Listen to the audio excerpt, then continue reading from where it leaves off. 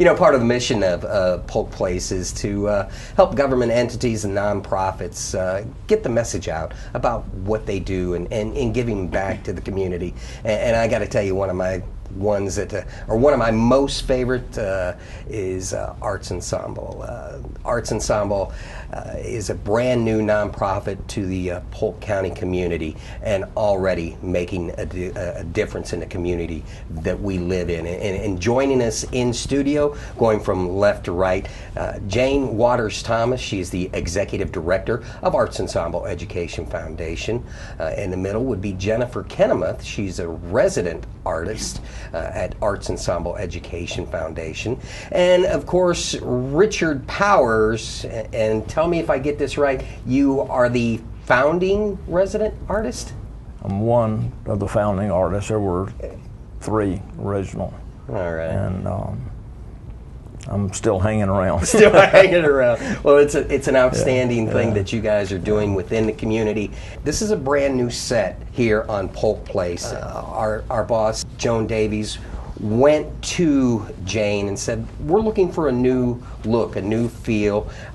We got rid of the big comfy couch and its little friend, the little comfy chair, and come up with some very nice furniture from Rooms to Go. And Jane and the folks over at Arts Ensemble put together this incredible backdrop. And I mean, it is absolutely incredible what it is. Jane, what is it that you guys did for us here? Actually, when Joan called us to do the backdrops, it was right before we were getting ready to start about the Bluberry art project we're going to talk about in a minute. And so we didn't have a lot of time, and it was like, okay, what do you want? And we'll be happy to do it. And doing what I do best, I waited until the last second and let the artists know that we needed to do a set for PGTV. Nothing strikes fear like a deadline, right? Right, exactly. And we were talking a little bit about what was in Joan's mind's eye, and I took that to Richard Powers and said, okay, this is what she's thinking, what do you think? And he came up with the landscape scene that you see behind us, and then I think the office got together and kind of came up with maybe doing a cabin, Florida Cracker House kind of feel to it, and this is the result of those thoughts. Now, Richard, in your work, I got really, really close to this because right after you said it, I thought you were honest, but I saw no lines and I saw no numbers. So you're not feeding me that story that the numbers and lines were on there. You have to look real close or real fine. Go sell crazy somewhere else. No, we had a situation like that over at State Fair one time. A gentleman come up and was looking real close at piece we were working on, and I told him that same thing. I said, look real close to see the lines and the numbers. He got even closer, like you're trying to use a magnifying glass looking for them. But no, it's all freehand. It's all freehand. And how long did it take to do something like this? And what about the man hours and work and help that you got with it? With the help that I had, if I figured correctly, we've got about 19 hours in it, ballpark figure.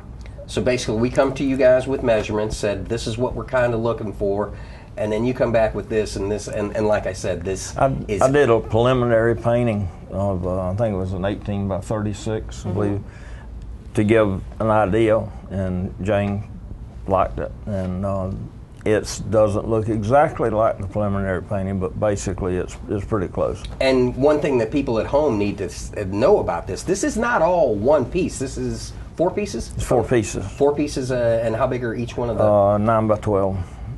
And they are just absolutely incredible, and on camera it gives you that feel like it is probably one of the coolest sets I've ever been involved with in television, and you guys did outstanding work. We just need our cane poles and some worms. Exactly. I told him, I said, I feel like I should wear some flannel, and then you have the line of the day. What is it that we need on that wall right there?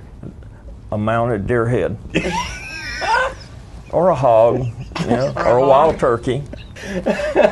Jane, what did you bring me? What is going on? I brought you the artists that are the best. These, if I could say any one thing about Richard Powers and what he puts out, and then also Jennifer Kennemuth, I do come to them with some crazy deadlines sometimes of things that need to be done. in the community. We're very fortunate at Arts Ensemble that we're well taken care of by those that contribute to our efforts. And so it affords us the opportunity as an arts organization to take our artists and go, okay, so somebody in the county somewhere needs this to make their job or their life a little better. Let's get on it. And we get cranking at it pretty fast. What exactly is Arts Ensemble? Arts Ensemble began actually 6 years ago as an education foundation.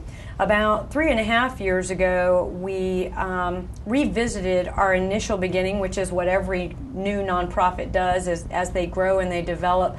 Our development committee went, you know what, we really are more of a healing arts center because we work with organizations, cancer units, the Alzheimer's Association, Peace River, and we work with some of their clients and their caregivers. And so over the years we've developed more of a healing arts program, and today we actually are getting ready to step out and do some new programming that's upcoming that will be all teen and young adult. But I would say if we were to just in a real snapshot view of what Arts Ensemble is we are truly a grassroots arts organization that services both the artist and the community through beauty and education. And one of those projects, recently you went before the Board of County Commissioners and presented something to the effect of the Eloise Visual Arts Center. Yes. What exactly is that? Yeah, and if you can see me wagging, I'm very excited. I'm very excited. The Eloise Visual Arts Center is a life skills and visual arts center for teens and young adults. And the initial concept was a little bit different. We've tweaked it as we've gone in the past 2 years of developing, but it is just that. It's a visual arts center in Life Skills Park. And the idea is that young artists in high school, the ones that don't quite fit the mold, that don't quite fit where they're supposed to be, sometimes need a place to go. We're looking for those kids and for at-risk youth where art can be used as a tool to get them to the life skills that they need. Something that you had mentioned, you had talked about, where before you were just within those walls of Arts Ensemble. Mm-hmm. Then we got the Eloise Visual Arts Center online and working that. And then I was privileged to be there just before the new year. Yes. And probably one of the coolest things ever. They say that arts are a quality of life issue, and no matter where you go, you take pride in the community that you live in.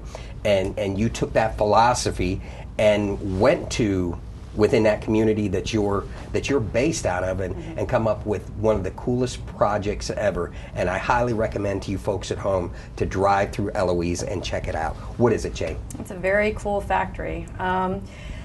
Bill Rowe, I did a presentation to the Eloise CRA to tell them what my thoughts were about revitalizing the community through art and beauty.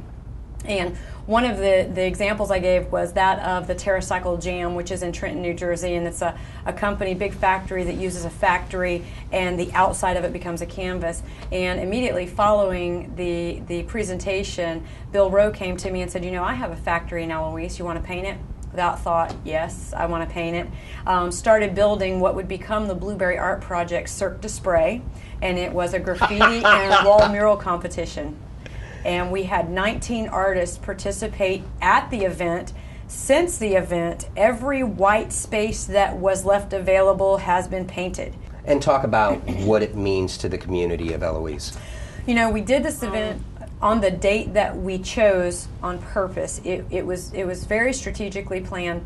The idea was to begin the painting out poverty thought, to bring beauty to Eloise. And what better way to do it than use a factory as a canvas? Now, the theme was blueberry, so every artist participating had to put blueberries somewhere in their artwork, but literally all the way around the Central Florida Repack building, which is just across the road from Snively Elementary, another one of my favorite parts of this, that it's across from an elementary school, are some of the most beautiful art pieces that you're going to see on walls.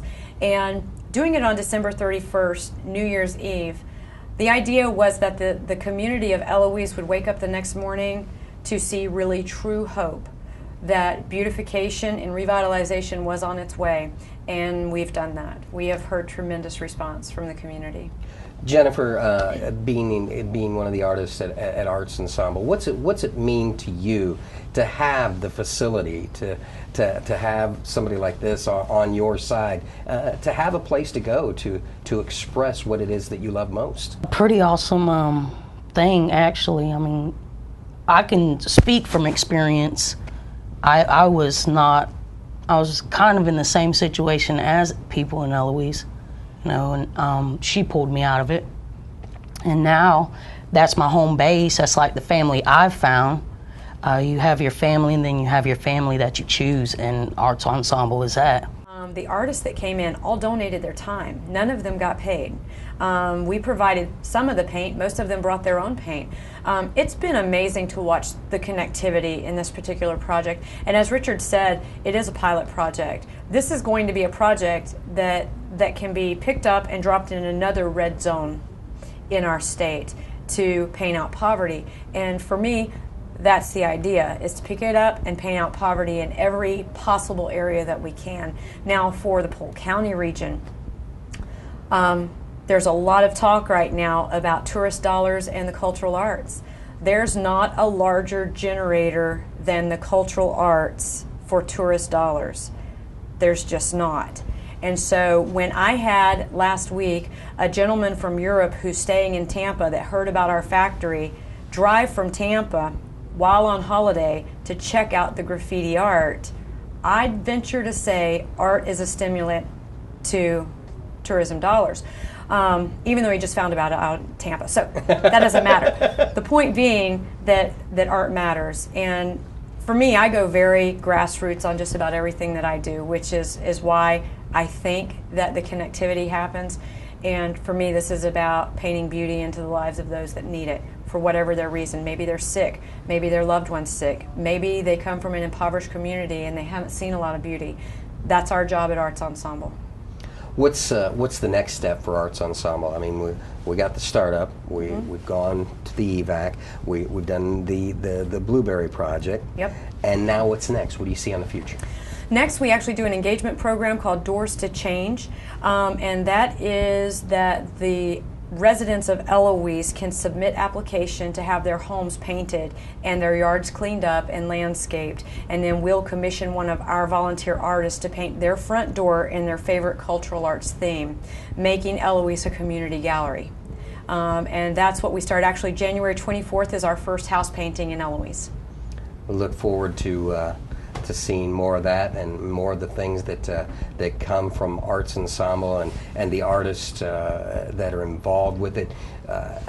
This is a tribute to what you guys do. It's absolutely incredible, and you, lady, I mean, I could never be you. I would run out of time. I could not get accomplished what you get accomplished in one day. Well, I am one person in a team of amazing people that make it happen. Very fortunately, we have Richard Powers and Jennifer with us. We also have Tina Clark and Deborah Boone. We have Stephanie from the Alzheimer's Association. So what I do is put all those people together in the same house, and we make it work. She is Jane Waters Thomas. It's Jennifer Kennemuth and Richard Powers. They are with Arts Ensemble Education Foundation.